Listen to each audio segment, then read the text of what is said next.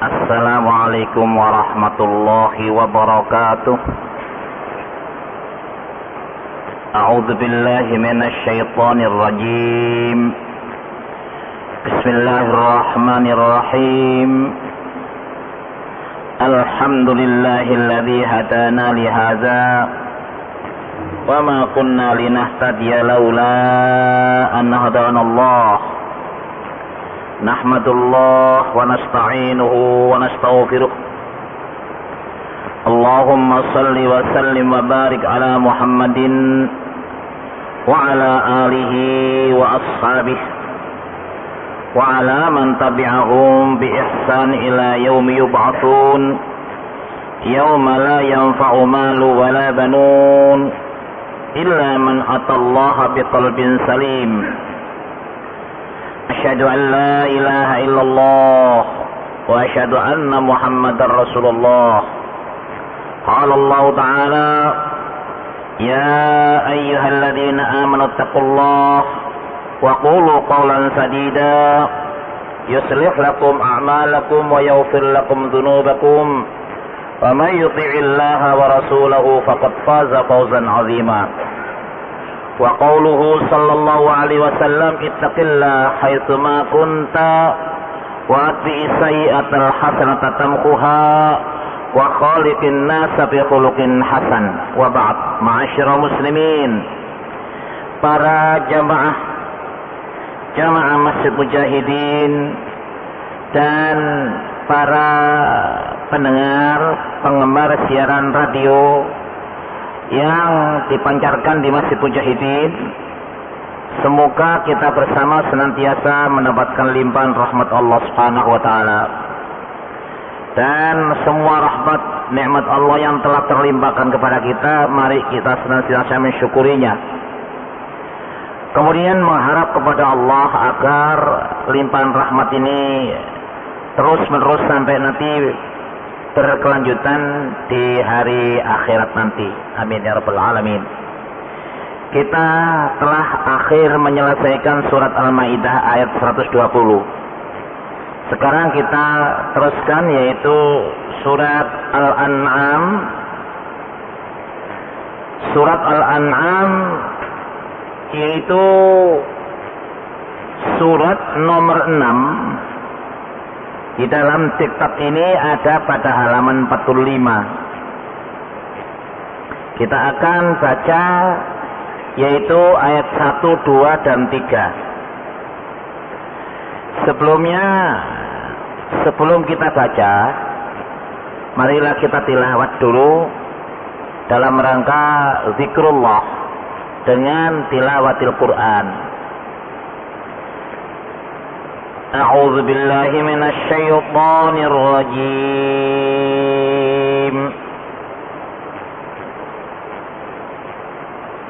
Alhamdulillahilladzi khalaqas samawati wal arda wa ja'ala adh-dhulumati wan nur.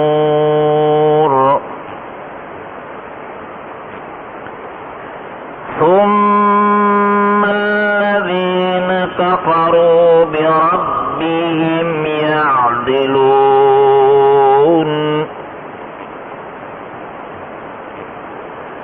هو الذي خلقكم من طين ثم قضى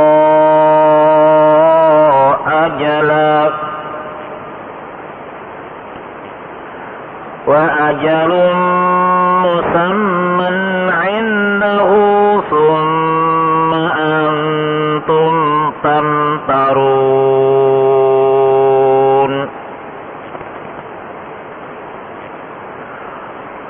وهو الذي في السماء وهو الله في السماوات والأرض وهو الله في السماوات وفي الأرض يعلم سركم وجهركم ويعلم ما تكسبون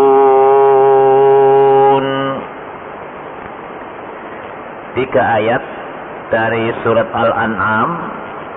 Ini temanya adalah dalil-dalil tentang keesaan Allah. Surat Al-An'am. Al-An'am itu jamak daripada kalimat yang menyatakan artinya binatang ternak. Bahimatul An'am. Binatang ternak inilah yang digunakan sarana untuk kurban syar'i, yaitu kurban pada waktu Zulhijjah pada tanggal 10 hari Nahar, pada tanggal 11, 12, 13 hari Tasyrik. Dan dinyatakan Al-An'am ini binatang yang halal untuk disembelih dan dijadikan makanan. Surat ini terdiri semuanya nanti akan berjumlah sampai 165. Sedangkan surat Al-Maidah yang lalu 120. Jadi nanti akan terdiri dari 165 ayat. Ini masih termasuk surat Makkiyah, golongan surat Makkiyah yang turun periode Makkah, ketika Nabi berada di Makkah. Dinamai surat Al-An'am yang berarti binatang ternak, karena surat ini banyak menerangkan hukum-hukum yang berhubungan dengan binatang ternak dan juga hubungan binatang tersebut dengan adat istiadat serta kepercayaan orang-orang musyrik. Bagaimana pandangan orang musyrik tentang binatang-binatang ternak ini nanti ada bahasan. Menurut kepercayaan mereka, hewan tersebut dapat disembelih sebagai korban untuk mendekatkan diri kepada Allah Subhanahu wa taala, namun caranya yang keliru. Karena itu Al-Quran datang untuk memberi penjelasan kebenaran yang semestinya korban dilakukan Nabi Ibrahim. Nah, di antara 165 ayat nanti akan mengandung yaitu tentang keimanan, tentang hukum-hukum, dan ada kisah-kisah.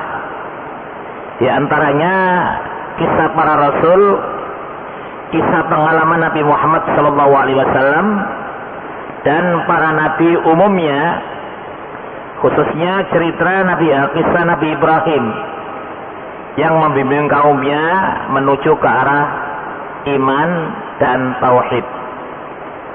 Itu di antaranya. Insya Allah nanti kita kaji ayat demi ayat dan kita laksanakan dalam rangka ingin mengetahui hidayatullah, petunjuk-petunjuk Allah. Mari kita artikan kalimat demi kalimat untuk memahaminya sebelum kita belajar tafsir. Alhamdulillah, sudah tahu artinya apa ya? Alhamdulillah alladzi khalaqas samawati wal arda. Allah yang dipuji, karena milik Allah lah segala puji ini, karena Allah yang telah menciptakan. Khalaqas samawat. Samawat jamak dari sama. Jadi sama artinya samawat. Kalau yang kita lihat di atas, kita akan terhalang oleh habisnya pandangan mata, bahwa apa yang ada di atas ini beberapa benda yang macamnya jutaan. Nah, samawat, langit-langit yang mana ini? Kalau melihat terobosan Nabi di waktu Mi'raj, maka langit-langit yang diterobos oleh Nabi atas kehendak Allah ini adalah langit-langit yang gaib. Masing-masing punya pintu dan ada penjaganya. Tapi kalau langit dalam arti fisik, yaitu apa yang dapat kita lihat di atas sampai habis pandangan mata. Di atas kalau siang hanya kelihatan matahari, tapi kalau malam kelihatan beberapa bintang-bintang dan di berbagai gugusan-gugusan. Nah, ini kalau kita bicara ilmu kauniyah, alangkah maha besar Allah Subhanahu wa taala mengatur benda yang ada di atas permukaan bumi ini semuanya mempunyai buruj, mempunyai jalan peredaran yang sampai sekarang ini masih normal, berjalan menurut falak sendiri-sendiri. Nah, wal arda, dan Allah menciptakan bumi. Bumi tempat hunian manusia dan juga jin. Jin itu menempati bumi ini, Pak. Tapi keberadaan mereka tidak mengganggu keberadaan manusia, karena zat masing-masing berbeda. Mereka juga banyak, manusia juga banyak. Tapi keberadaan mereka di atas permukaan bumi ini tidak mengganggu hidup manusia di alam fisika ini. Mereka di alam non-fisik. Wa ja'alal zulumat khalaqa, dengan ja'ala artinya sama, Pak, tapi ada perbedaan sedikit. Kalau khalaqa itu mencipta, belum ada contoh sebelumnya. Kalau ja'ala berarti membuat yang ada bandingannya yang sebelumnya. Jadi di langit-langit dan bumi ini kemudian Allah menciptakan, menjadikan zulumat, kegelapan-kegelapan, wan nur, dan cahaya-cahaya. Kenyataannya kita hidup di permukaan bumi ini mengalami kegelapan, yaitu di malam hari, dan mengalami terang, yaitu di siang hari. Kalau diambil secara maknawi, zulumat, kegelapan ini berarti kegelapan keyakinan, Pak. Yaitu tentang kekufuran, kegelapan karena tidak mempunyai iman, landasan iman. Sedangkan iman itu digambarkan nur, yaitu sesuatu yang terang benderang. Kalau diartikan secara fisik, zulumat itu yaitu sesuatu yang gelap. Kalau tidak ada penerangan, ya kita tidak bisa melihat apa-apa, karena kita melihat harus ada cahaya. Malam ini cahaya matahari berada di balik bumi kita. Nah, kita mengalami kegelapan. Namun penerangan yang produk-produk manusia yaitu terbatas. Ya, sekarang sudah ada penerangan lampu-lampu elektronik. Nah, ini. Jadi Allah lah yang menciptakan gelap dan terang. Summa, kemudian alladzina kafaru bi rabbihim ya'dilun. Kemudian orang-orang yang ingkar kepada Allah, artinya tidak mengimani bahwa yang mencipta ini adalah Allah, mencipta langit, mencipta bumi, menjadikan gelap, menjadikan malam. Ini ada orang-orang yang ingkar, yang disebut alladzina kafaru bi rabbihim. Orang-orang yang ingkar bi rabbihim terhadap Rabb mereka, ya'dilun, adalah ya'dilu fi'il mudhari' jamaknya ya'diluna. Mereka menyamakan, mempersekutukan. Ya'dilun di sini artinya mempersekutukan Allah. Menyamakan bahwa yang mencipta ini bukan Allah. Siapa? Ya, terjadi dengan sendirinya. Ciptaan itu tahu-tahu ada, berarti mereka menyekutukan Allah. Kenyataan yang ada, yang semestinya itu ciptaan Allah, dianggap bukan ciptaan Allah. Itu kalimat adala ya'dilu, menyamakan atau mempersekutukan. Para jamaah yang terhormat, dari ayat yang satu ini, yaitu Allah memuji dirinya sendiri, alhamdulillah. Jadi puji qadim alal qadim. Allah memuji dirinya sendiri, Allah memuji makhluk, makhluk memuji Allah. Nah ini Allah memuji dirinya sendiri dengan alhamdulillah. Dengan demikian para hamba mengetahui bagaimana hendaknya kalau makhluk ini memuji Allah, yaitu dengan mengucapkan kalimat alhamdulillah. Ini kalau berupa ucapan.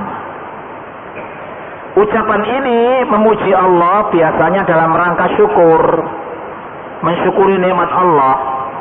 Tapi kalau mensyukuri nikmat Allah tidak cukup hanya mengucapkan alhamdulillah, harus diteruskan dengan menggunakan nikmat Allah ini dalam ucapan perbuatan yang sesuai dengan ridha Allah. Jadi segala puji adalah untuk Allah. Karena apa? Dialah yang paling berhak untuk menerima pujian. Dialah yang memiliki segala sifat-sifat terpuji. Ini dulu di dalam surat Al-Fatihah agak diterangkan Pak ini. Ini. Nah, para jamaah yang terhormat, Allah kita puji. Caranya seperti Allah memuji dirinya sendiri dengan mengucapkan alhamdulillah. Ini. Lalu tentang kekuasaan Allah, yaitu khalaqas samawati wal ardh. Di dalam ayat lain Allah mencipta langit dan bumi ini 6 masa, sittata ayyam. Ini. Nah, masa di sisi Allah berbeda dengan masa di sisi manusia, Pak. Ini. Sifat-sifat Allah yang mampu berkuasa untuk mencipta langit dan bumi, sehingga Allah itu bernama Al-Khaliq, pencipta. Al-Khaliq, pencipta itu siapa? Ya Allah. Kekuasaannya sampai di mana? Tidak terbatas. Karena ciptaan Allah itu maha luas, yaitu al-alamin, meliputi segala alam. Pada dasarnya alam ini ada alam nyata, ada alam di balik kenyataan, ada alam fisika, ada alam metafisika, ada alam syahada, ada alam gaib. Alam syahada ini saja dibagi-bagi menjadi alam daripada makhluk hidup sendiri-sendiri. Ada dunia manusia, ada dunia hewan, ada dunia tumbuh-tumbuhan, ada dunia macam-macam. Ini yang di alam fisik. Di alam gaib nanti kita tidak bisa meneliti, menduga pun tidak bisa, kecuali apa yang ada di alam gaib. Di situ ada alam apa saja.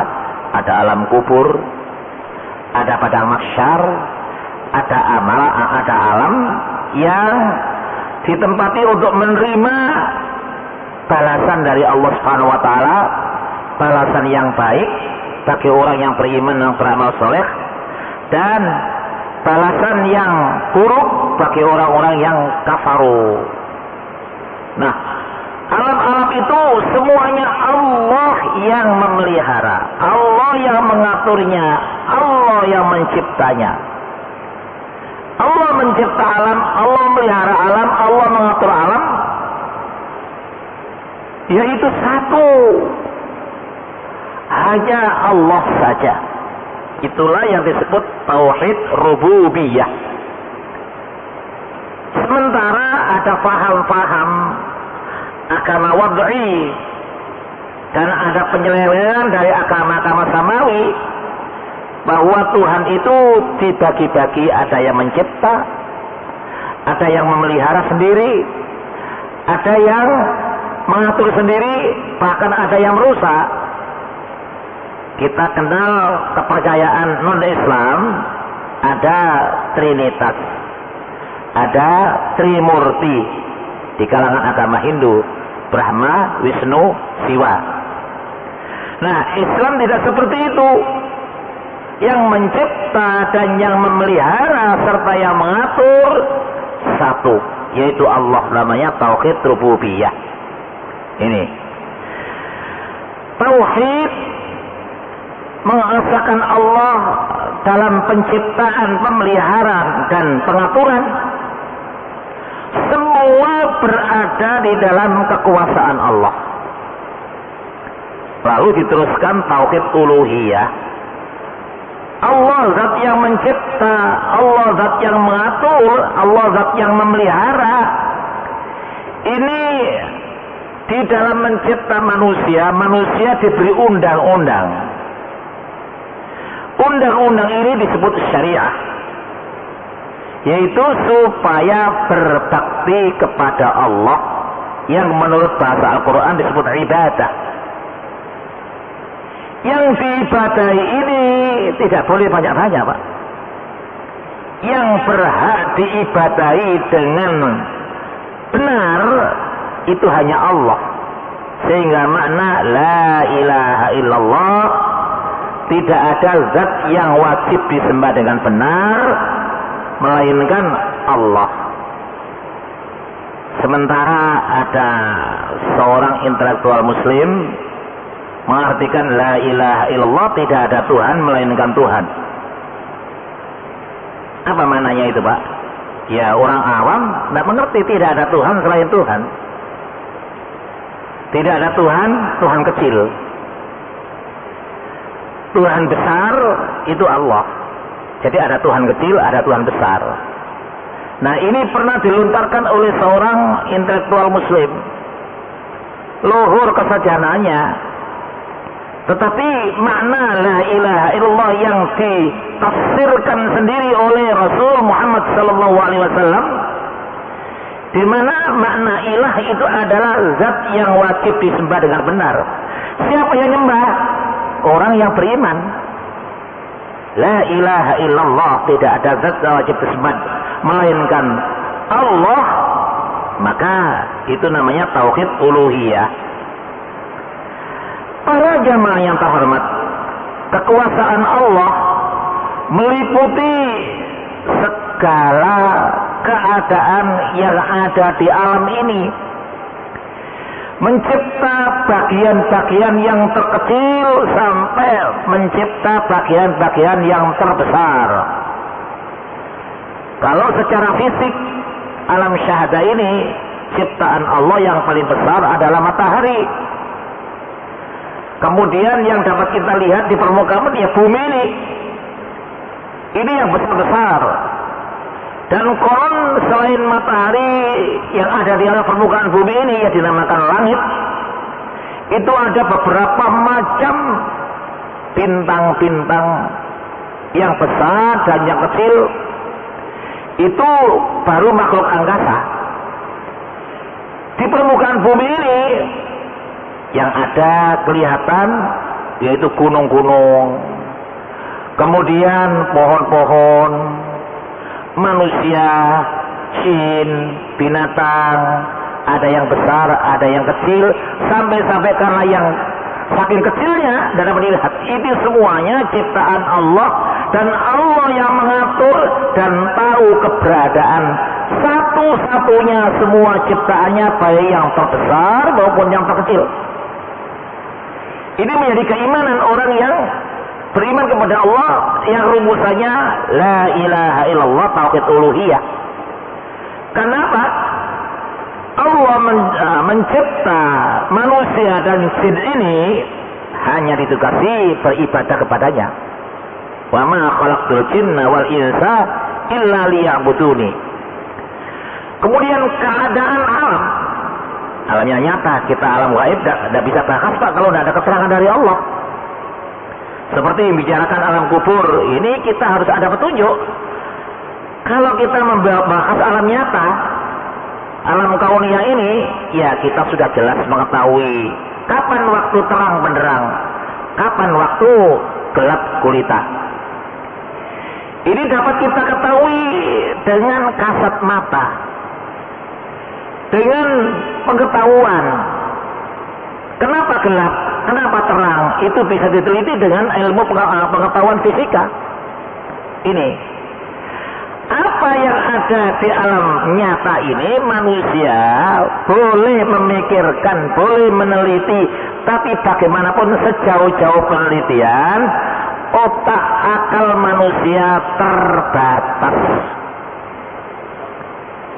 Lalu kalau kita memperhatikan ciptaan Allah yang ada di alam raya, yang fisik ini, yang nyata ini, sejauh-jauh kita memandang, terbatas oleh kekuatan pandangan mata kita. Di dalam Al-Quran, supaya kalau manusia sudah melihat ciptaan Allah yang sangat luas dan kita tidak mampu untuk melihatnya secara keseluruhannya, terbatas karena pandangan mata, terbatas karena pengetahuan kita, maka disuruh mengucapkan subhanaka ma khalaqta hadza batila subhanaka faqina adzabannar. Ma khalaqta hadza batila, apa yang Allah telah ciptakan ini tidak ada yang sia-sia, semua ada sia-sia, semua ada manfaatnya. Sampai-sampai ada orang yang mengatakan, tapi kok diharamkan, apa ada manfaatnya? Buat manusia memang tidak ada manfaatnya, tapi buat lingkungan ada yang membutuhkan manfaatnya babi, tapi untuk manusia tidak. Tidak ada manfaatnya bagi manusia, tapi manfaat yang lain ada, yaitu kekuasaan Allah. Apa saja yang diciptakan oleh Allah, besar kecil, ini ma khalaqta hadza batila. Ciptaan Allah tidak ada yang sia-sia. Walaupun itu bakteri-bakteri yang kecil yang dapat menyebabkan penyakit manusia, buat manusia mudarat, tapi buat yang lain ada manfaatnya itu. Ini. Nah, manfaat itu manusia tidak mampu untuk meneliti secara keseluruhan. Kata macamnya banyak. Ada yang bermanfaat, ada yang tidak bermanfaat. Bisa diteliti melalui pengetahuan-pengetahuan biologi yang khusus meneliti masalah kata, umpamanya begitu. Jadi mereka yang meneliti tentang makhluk yang namanya kata, sehingga keberhasilannya itu mempunyai gelar doktor, bahwa kata itu macamnya banyak sekali, jenisnya banyak sekali. Ada, sesuai dengan yang mereka teliti, ada 123 macam. Lalu kata-kata ini bermanfaat bagi manusia atau tidak? Yang dinyatakan tidak ada mudaratnya, yakni tidak mengandung racun, baru 11 jenis kata. Yang lain belum mampu diterima. Inilah keterbatas manusia. Akal dia anugerahkan oleh Allah Subhanahu wa taala yang diberikan kepada manusia ini terbatas. Oleh karena itu, terimalah petunjuk-petunjuk dari Allah. Karena Allah yang serba mengetahui. Kalau tidak mengetahui, katakan wallahu a'lam bis-shawab. Allah yang paling mengetahui kebenarannya. Dan kalau kita mengetahui kebenarannya, kadang-kadang menyita waktu. Kapan kita bekerja untuk mencari nafkah? Kalau kita meneliti semua macam yang ada di permukaan bumi ini, belum jauh-jauh kok, sampai yang di atas, yang di bumi saja kalau kita teliti semuanya, kita kapan mencari nafkah? Padahal Allah menjadikan siang ini untuk mencari nafkah, dan Allah menjadikan malam yang gelap ini digunakan untuk sementara istirahat. Tapi di tengah-tengah istirahat itu jangan seluruh malam, sebagian malam, supaya bangun untuk mendekatkan diri kepada Allah dengan melalui salat malam. Nah, para jamaah yang terhormat, itulah ayat 1. Orang-orang yang ketika ketika diberitahu oleh Allah bahwa pencipta langit dan bumi ini Allah, mereka tidak percaya. Mereka tidak percaya. Karena apa? Apa yang disampaikan oleh Nabi mereka ingkari. Alasannya apa? Nabi manusia, saya juga manusia. Maka kalau manusia yang bilang, ya kemungkinan benar, kemungkinan salah, dan mereka ambil yang salah. Tetapi kalau manusia dari kelompok Rasul, Rasul itu adalah manusia pilihan Allah. Dia diberitahu langsung oleh Allah Subhanahu wa taala melalui wahyu. Wahyu ini benar-benar dari Allah yang menyampaikan, ada kalanya langsung, ada kalanya lewat para malaikat utusan-utusan Allah, malaikat Jibril. Nah ini. Nah mereka yang mengingkari ini orang-orang kafir, alladzina kafaru bi rabbihim ya'dilun. Mereka itu menganggap bahwa ini bukan ciptaan Allah. Kalau ditanya siapa? Ya terjadi dengan sendirinya menurut kemampuan alam itu. Bumi itu tercipta dengan sendirinya menurut kemampuan bumi itu.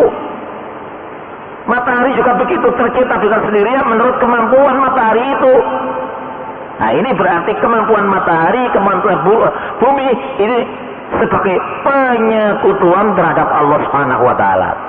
Orang inilah nanti di akhir kehidupan, kalau kekafirannya itu dibawa mati, ia mati dalam keadaan kafir.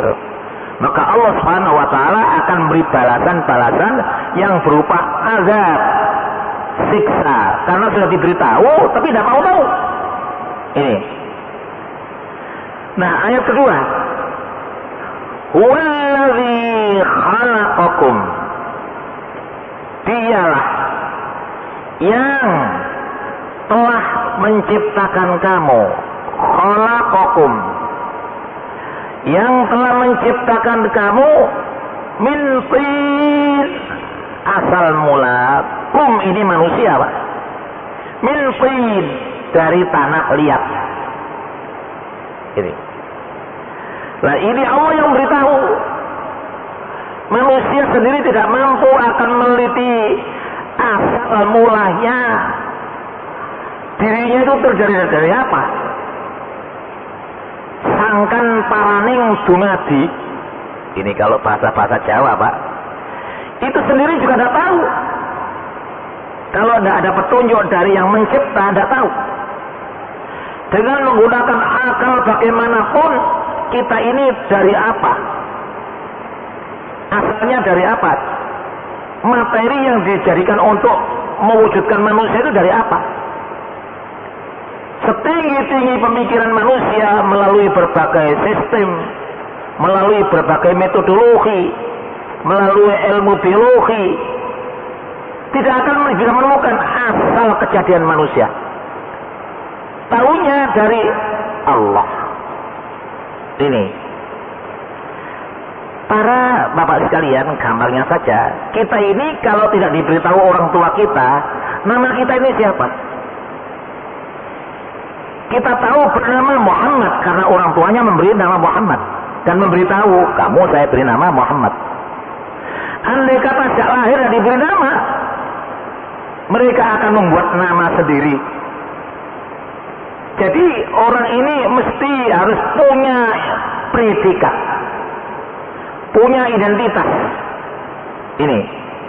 Nah, manusia ini identitas dari asal penciptaannya tidak bisa dipikir oleh manusia sendiri kecuali petunjuk dari yang mencipta. Mana petunjuknya? Di antaranya ayat 2 ini.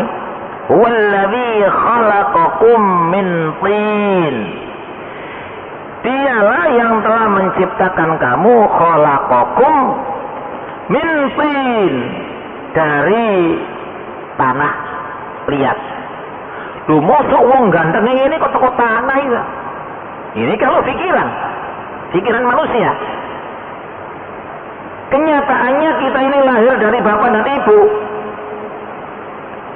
Bapak, ibu, ini ketika mengadakan suatu hubungan suami istri yang sah dan halal, yang keluar dari sebagian bapak dan yang keluar dari ibu yang nanti materinya menjadi seorang yang mula-mula janin, ini semuanya asalnya dari tanah. Manusia kan makan. Makanan manusia itu tidak hanya ikan saja, tetapi dari bahan-bahan yang hidup dari permukaan bumi. Nah, proses penciptaan manusia yang tin ini adalah manusia yang pertama kali, yaitu Nabiullah Adam. Kemudian seterusnya diproses dari Adam itu sendiri, ada diciptakan dari Adam itu sendiri, yaitu pasangannya. Wa khalaqa minha zawjaha wa bassa minhuma rijalan katsiran wa nisaa, dan berkembang dari keduanya menjadi manusia laki-laki dan wanita yang banyak. Itu ilmu Allah. Ilmu ini Allah Subhanahu wa taala menciptakan dan diberitahu asal mulanya dari tanah, berikutnya di dalam surat An-Nisa yang lalu, yaitu Allah menjadikan manusia itu min nafsin wahidah. Nah, yang min nafsin wahidah inilah yang dikatakan min tin, dari tanah. Lalu wa khalaqa minha zawjaha, Allah menjadikan dari zat yang satu ini diwujudkan oleh Allah sebagai pasangannya. Nah, ini kekuasaan Allah, manusia tidak mampu. Setelah ada wujud Adam dan istrinya yang namanya di dalam Al-Quran disebut, tapi terkenal dengan nama Hawa, wa bassa minhuma rijalan katsiran wa nisaa. Berkembanglah dari keduanya menjadi manusia laki-laki dan perempuan yang banyak. Lalu bagaimana manusia-manusia selain Adam dan Hawa? Di dalam surat At-Tariq, khuliqa min ma'in dafiq yakhruju min bainis sulbi wat tara'ib. Pengetahuan itu Allah terangkan kepada manusia. Seterusnya selain Adam dan Hawa, bahwa manusia laki-laki mempunyai satu tabiat, khuliqa min ma'in dafiq, air yang memancar, yang dinamakan sperma. Kemudian dari kaum wanita ditakdirkan oleh Allah dapat memancarkan, mengeluarkan, yaitu sel yang dinamakan sel telur. Keduanya tidak akan jadi kalau tidak dipertemukan. Mempertemukannya melalui yaitu hubungan suami istri, supaya nanti jelas sperma dari mana, sel telur dari mana, itu harus dinyatakan melalui perkawinan. Nah, setelah nikah orang itu hubungan suami istri syah, maka disitulah terjadi khuliqa min ma'in dafiq yakhruju min bainis sulbi wat tara'ib. Nah, ini nanti barangkali sudah pernah disampaikan secara ringkas. Surat At-Tariq, was sama'i wat tariq wa ma adraka mat tariq. Ini kan ada falyanzuril insanu mimma khuliq. Falyanzur, maka lihatlah insan, manusia, supaya melihat mimma khuliq, dari apa khuliqa, dicipta, mimma indafiq yakhruju min bainis sulbi wat tara'ib. Kalimat sulbun itu istilahnya adalah milik orang laki-laki dan tara'ib itu milik orang perempuan. Begitulah Allah seterusnya memproses secara sunnah ilahiyah, seterusnya begitu. Lalu manusia meneliti prosesnya, yaitu sebagaimana hamil sekian bulan, kemudian mulai bergerak, kemudian dijaga gerakannya jangan sampai rusak pada saatnya lahir. Nah, tentang lahirnya manusia ini Allah Subhanahu wa taala menerangkan juga. Mula-mula manusia itu lahir tidak tahu apa-apa, la ya'lamuna syai'a. Kemudian bisa melihat, mendengar sedikit demi sedikit. Akhirnya menjadi bayi ini menjadi kanak-kanak. Kanak-kanak menjadi remaja, remaja menjadi pemuda, pemuda menjadi orang tua, orang tua menjadi syaibah. Yang semulanya lemah, makin lama makin kuat, akhirnya lemah kembali. Yaitu orang-orang yang sudah tua. Dan ini menjadi kenyataan. Dan kalau diukur dengan ilmu, kenyataannya semua manusia ini kalau makin tua tidak makin kuat. Oleh karena itu Allah memberi isyarat di dalam Al-Quran, wa man nu'ammirhu nunakkishu fil khalqi. Kalau manusia saya panjangkan usianya, akan kami kembalikan seperti semula, lemah seperti semula. Bahkan pada saatnya kalau usia telah tua, berdiri tidak bisa, berjalan tidak bisa, buang air sendiri tidak bisa, seperti bayi dulu. Oleh karena itu jangan minta umur panjang, malah mintalah umur yang berbarokah. Ini. Kemudian Nabi beri isyarat, aku ini dilahirkan sebagai utusan yang ada di akhir zaman. Beliau mengatakan bahwa di akhir zaman itu waktu habis kurang 2 hasta, pendek sekali. Oleh karena itu umur umatku rata-rata di sekitar a'maru ummati baina 60 wa 70. Umur umatku umumnya antara 60 sampai 70. Yang sampai 70 lebih itu ada tapi sedikit. Lain dengan umat-umat dahulu. Nabi Adam umurnya 1000 tahun. Nabi Nuh umurnya 950 tahun. Nabi Ibrahim 360 tahun. Nabi Isa cuma 33 tahun. Nabi Muhammad 63 tahun. Nah, ini tentang ajal ini Allah rahasianya ada pada Allah. Ini. Summa qada ajala. Kemudian qada dia menentukan, menetapkan. Qada ini bisa arti memutuskan, bisa arti mengajarkan. Di sini diartikan menentukan ajala, waktu. Jadi manusia diciptakan oleh Allah dari tanah, yang berikutnya khuliqa mimma indafiq yakhruju min bainis sulbi wat taraib, melalui perkawinan ibu dan bapak. Itu bagaimanapun qada ajala, Allah menetapkan ajalnya. Wa ajalum musamma, dan ajal itu, waktu itu musamma. Kalau musamma itu arti aslinya dinamakan, Pak. Sama yusammi tasmiyah, musamma ditentukan. Indahu, di sisinya. Jadi manusia tidak diberitahu tentang ajal masing-masing.